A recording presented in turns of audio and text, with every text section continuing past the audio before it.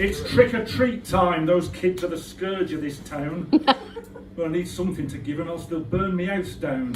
Better take a quick trip to the shops, I suppose. So I bought in a few bags of Haribo's.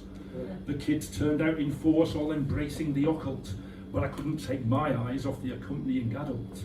A princess of darkness, albeit without a tiara, though I thought that she'd possibly overdone the mascara. I said, your Halloween costume's truly spectacular. But that was no fancy dress. She was the bride of Dracula. I went back inside, thought about her no more, then half an hour later came a knock at the door. This vision of beauty was there on her own, saying I was hoping I might just catch you alone. It was so kind that you gave the kids all those sweets. They sure did the trick. Now it's time for your treat. There's a saying I learned while living down south. Never look a gift vampire in the mouth.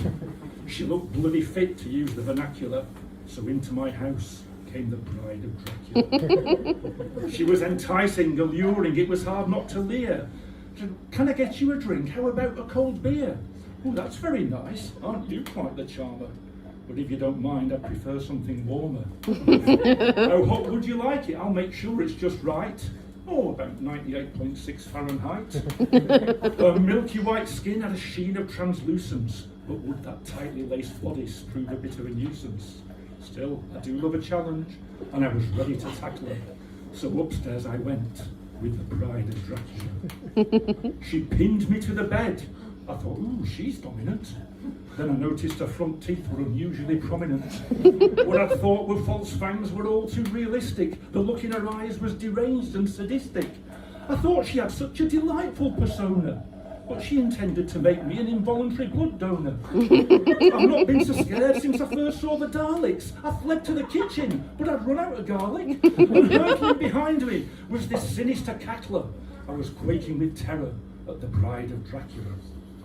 She said, what's all the panic? Don't be such a wuss. Just a quick love bite and you'll be one of us. And please stop all that screaming. It's like Beatlemania. So will you just fuck off back to Transylvania? But she was a woman possessed. No words could appease her. So I grabbed a T-bone steak from the back of the freezer. I flung it hard at her head. There was no point in waiting. But she ducked.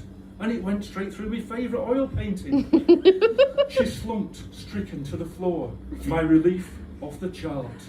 I'd finished her off with a stake through the art.